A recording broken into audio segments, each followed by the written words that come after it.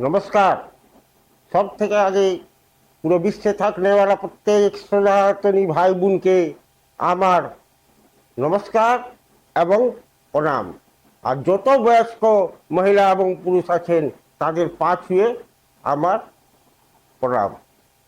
হ্যাঁ, আমি বলছিলাম ভারতীয় জনতা পার্টি পশ্চিম বাংলার ভিতরে সরকারের 100 দিন পূর্ণ হয়ে গেল।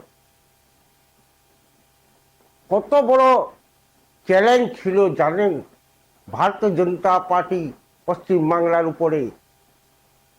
50 বছর থেকে অ্যান্টি বিজেপি মানসিকতা বানিয়ে রেখেছিল এই কমিউনিস্ট আর টিএমসি।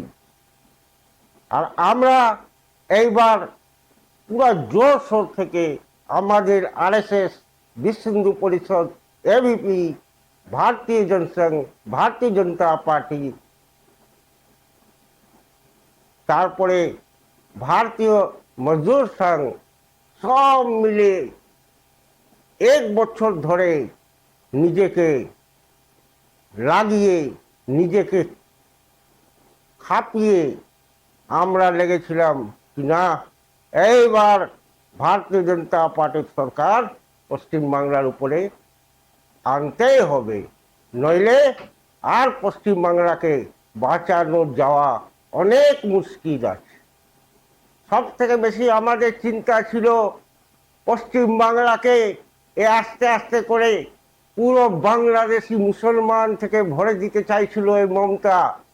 আর কত রিকোয়েস্ট করা সত্ত্বেও ও বিএসএফকে জমিন দিতে রাজি হচ্ছিল না। এর জন্যই আমাদের দেশের সুরক্ষার জন্য, দেশের রক্ষার জন্য অনেক বেশি খেটে নিয়েও এইবার যদি পশ্চিমবাংলার জনমানস আমাদিকে ভরপুর আশীর্বাদ দিয়েছে। একটা চ্যালেঞ্জ ছিল কি ভারতীয় জনতা পার্টির সরকার বানানো, আর তারপরে একটা চ্যালেঞ্জ চলে এলো কি এবার সার্ভ কি করে করা যায়, সেবা কি করে দেওয়া যায়। কমিটমেন্ট তো আমরা অনেক করে দিয়েছি, কিন্তু ওইটাতে ইমপ্লিমেন্ট করতে হবে। আমরা তো ওই কোনো পার্টি নাই কি যা মুখে এলো বলে দিব। মাননীয় মোদিজি আছেন, মাননীয় গৃহমন্ত্রী আছেন, মাননীয় মুখ্যমন্ত্রী আছেন, মাননীয় প্রদেশ অধ্যক্ষ শ্রমিকদা আছেন, ইনারা অনেক অনেক কমিটমেন্ট পশ্চিমবাংলার জনতাকে করে রেখেছিলেন। এবার ব্যাপার হচ্ছে কমিটমেন্ট তো ঠিক আছে, হয়ে গেল, জিতারও ঠিক আছে, হয়ে গেল, আমরা জিতেও গেলাম। এবার রইল কমিটমেন্ট।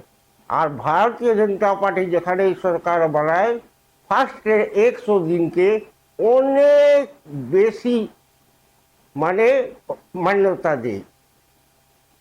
এইভাবে এসেছিল সময় যখন মাননীয় যোগীজিকে কেউ জানে না কি মাননীয় যোগীজি ইউপির মুখ্যমন্ত্রী হবেন, কিন্তু মাননীয় মোদিজির মাথা কি ভাববেন, কি রিসার্চ করে রাখেন, কি উনি স্টাডি করে রাখেন, কি 6 বারের এমপিকে ভারতীয় জনতা পার্টির মুখ্যমন্ত্রী বানিয়ে উত্তরপ্রদেশে পেশ করলেন।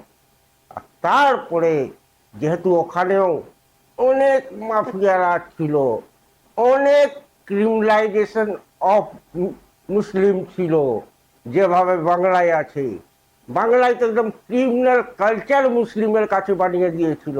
এদের 60 খুন মাফ কমিউনিস্টে আর টিএমসিতে, আর হিন্দুদের একটা চুরির জন্য খুনের সাজা। এই কালচারটাই ডেভেলপ করে রেখেছিল।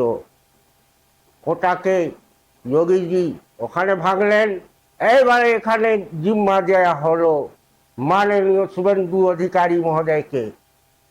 এবার আমরা ওয়েট করছিলাম মাননীয় শুভেন্দুদা কীভাবে এবার এখানে সেবা দিতে চলেছেন। যাই হোক, আমি এই ভিডিওকে এখানে শেষ করছি, আর তারপরে নেক্সট ভিডিওতে আমি বলছি যে আমরা 100 দিনে কি সেবা দিতে পেরেছি পশ্চিমবাংলাকে। ভারত মাতা কি জয়, বন্দে মাতরম, জয় শ্রীরাম।